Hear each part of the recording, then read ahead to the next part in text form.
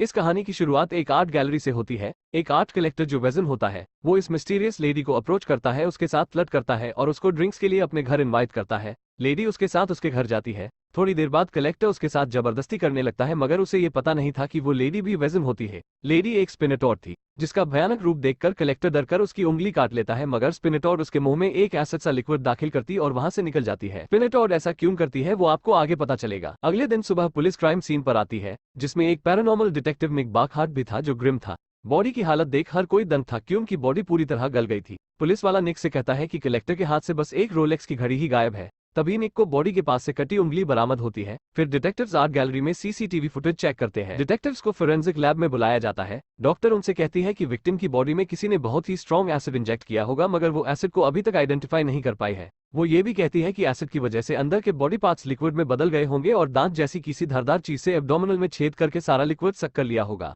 Detectives investigation कर ही रहे थे तभी पुलिस के हाथ इस केस से जुड़ा सबसे बड़ा क्लू लगता है। पुलिस वाला आके बताता है कि ऐसी ही वारदात ठीक 5 साल पहले फीनिक्स में हुई थी और सबसे बड़ी बात यह है कि दोनों केस में फिंगरप्रिंट्स मैच खाती है। डिटेक्टिव्स जब फीनिक्स केस की फाइल चेक करते हैं तब उन्हें पता चलता है कि कातिल ने विक्टिम की बॉडी से सिर्फ डायमंड रिंग ही निकाली थी और फोरेंसिक के मुताबिक इंजेक्ट किया गया सब्सटेंस अमीनो एसिड था जो स्पाइडर वेनम में पाया जाता है। निक पहले वेनम के बारे में रिसर्च करता है और फिर पैरानॉर्मल एंगल से केस को इन्वेस्टिगेट करता है। वो अपने एंसेस्टर्स की लिखी किताबें चेक कर रहा था तभी उसको स्पिनेटोर की स्केच दिखती है, मगर उसके बारे में लिखी जानकारी जापानीज में थी। उसी रात वो मिस्टीरियस लेडी एक रेस्टोरेंट में अकेले बैठे एक बिजनेसमैन को अपना अगला टारगेट बनाती है। अगले दिन सुबह डिटेक्टिव्स को बॉडी सेम हालत में मिलती है। डिटेक्टिव सीसीटीवी चेक करते हैं और उन्हें आर्ट गैलरी जैसी लेडी देखती है। थोड़ी देर बाद निक का बॉस शॉन निक और उसके पार्टनर हैंक को यह कहता है कि 5 साल पहले फीनिक्स में एक नहीं 3 दिन में 3 मर्डर हुए थे। तीनों विक्टिम्स को सेम तरीके से मारा गया था और सभी बॉडीज पर सेम बाइट मार्क्स थे। वो कहता है कि हैरानी की बात यह है कि उससे भी 5 साल पहले न्यू मैक्सिको में ऐसी ही वारदात हुई थी। वहां भी किलर ने 3 दिन में 3 आदमियों को मार डाला था और इन सभी जगहों पर एक ही व्यक्ति के फिंगरप्रिंट्स पाए गए हैं। वो ये भी कहता है कि उसे ये किसी प्रकार का रिचुअलिस्टिक मर्डर्स लग रहे हैं। इसका मतलब ये है कि किलर एक और शिकार करेगा। उस रात निक अपने एक वेजन दोस्त मनरो की हेल्प लेता है।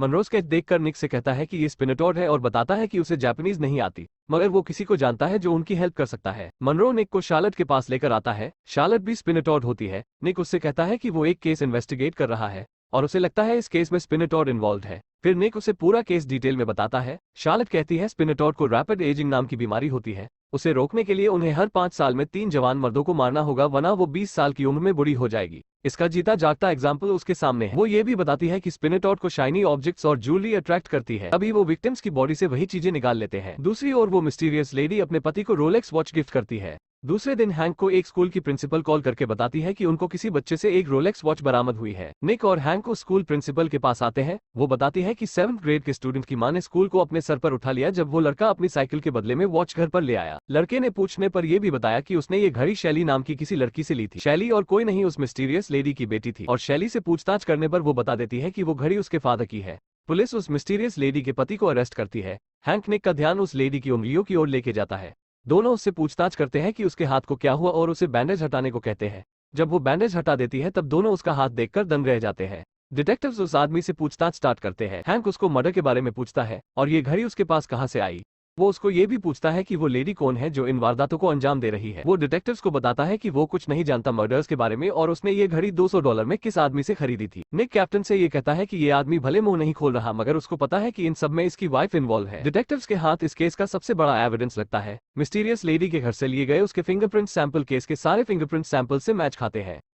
अब निक हस्बैंड को कहता है कि वो उसकी वाइफ के बारे में जानता है, वो एक स्पिनेटोर है। तभी वो भी अपने असली रूप में आ जाता है। दूसरी ओर वो मिस्टीरियस लेडी अपने अगले शिकार के लिए रेडी हो रही थी तभी उसने नोटिस किया कि उसकी स्किन निकलने लगी है।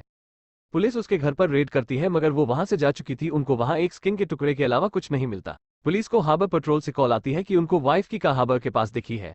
उसने इस बार यॉट के ओनर को अपना टारगेट बनाया था। वो उसको शिकार बनाती उससे पहले निक वहां पहुंच जाता है। वो निक पर हमला करती है। निक उसके कंधे पर गोली मारता है। वो वहां से भागकर एक पोल पर चढ़ने जाती है, मगर फिसल नीचे गिरती है और नेट में फंस जाती है। पुलिस उसको गिरफ्तार कर लेती है। निक और हैंक शैली को पिक करते हैं। शैली उनसे अपने माँ बाप के बारे में पूछती है और पूछती है कि वो उनसे कब मिल पाएगी। मिस्टीरियस लेडी तीसरा शिकार नहीं कर पाई। उसकी बॉडी ने जेल में रिएक्शन शुरू कर दिया और वो चंद घंटों में 60 साल की बुढ़ी औरत में बदल चुकी थी। प्लीज चैनल को सब्सक्राइब जरूर करिएगा। फिर मिलेंगे।